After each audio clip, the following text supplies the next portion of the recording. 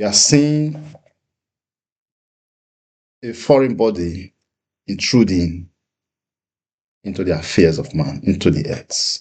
So that's where we see heaven and earth, the language coming from. Jesus Christ intruding, coming into the world that is ruled by flesh, that is ruled by Satan. And so his views, his worldview are radically different. His understanding is different. His nature is different. Everything around him is different. And so when he was teaching, he was using men's words to teach them. And so because he was using the words of men to teach men, he couldn't understand him very well because of the previous understanding or the previous nature of man as touching understanding. I'm getting it. That is why in John 11,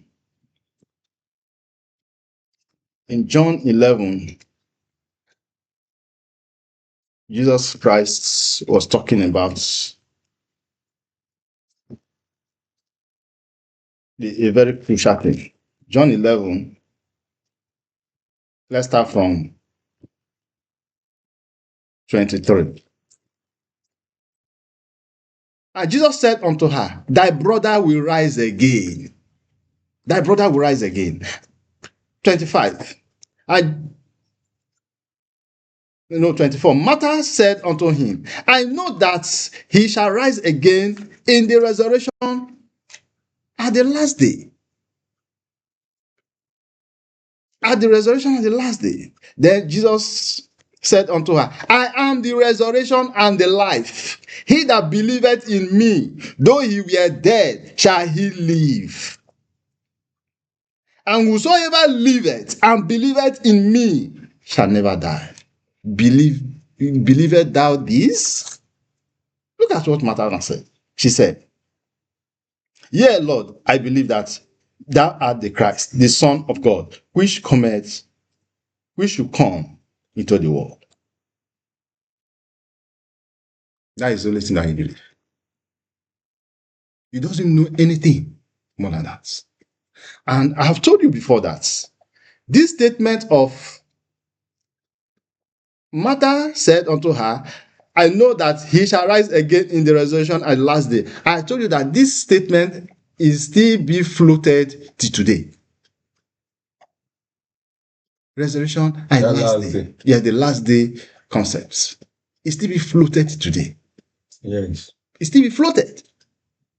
So it's an earthly floating. It's a statement that is generated from the earth. It's a statement that is generated from the world. It's an earthly statement. The last day concepts. Because we have seen day as 24 hours. But Christ is now saying, I am the resurrection and the life. When Martha told him that, I know that he shall rise again in the last day. But he now says, no, I am the resurrection and the life. Here, this place is now saying that I am the last day. That's what he's saying. The last day that you have been talking about, that you have been learning. I am the one. I'm the last day. Let us say, I am the resurrection and life. He that believeth in me, though he were dead, shall he live. And whosoever liveth and believeth in me shall never die. Shall never die. Never. Believest thou this? You did not even understand what he was saying. That's why you now begin to say, I know that you are. You didn't even know it. You know it. And so, when we learn the things of the Spirit, you must be very, very, very strong.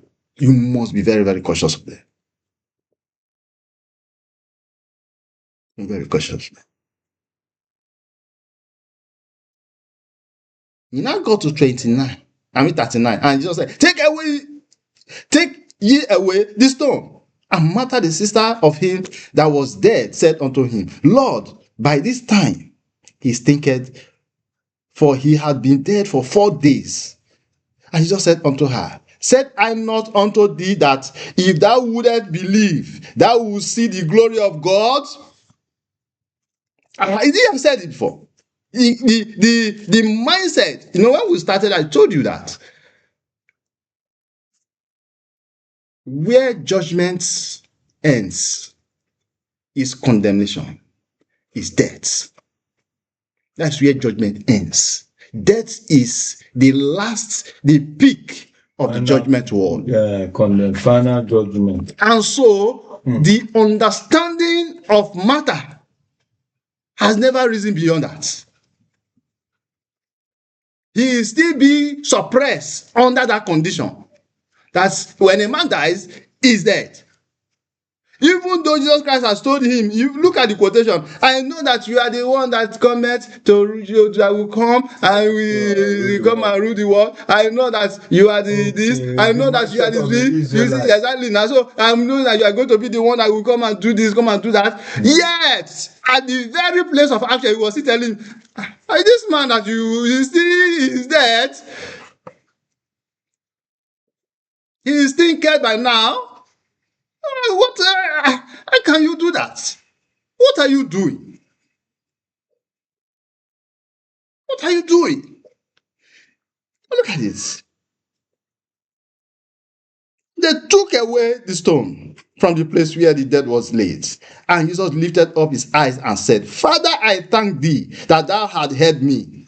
And I know that thou hearest me always. But because of the people whose judgment ends in death, whose understanding has never grown beyond death, because of these people, that they may believe that thou hast sent me. The reason why he's doing the resurrection, this miracle, is because of what? For people to believe, right? Yeah. For you to believe him. Not that you want to perform one miracle so that people will be hailing him or be shouting, you are the one. No.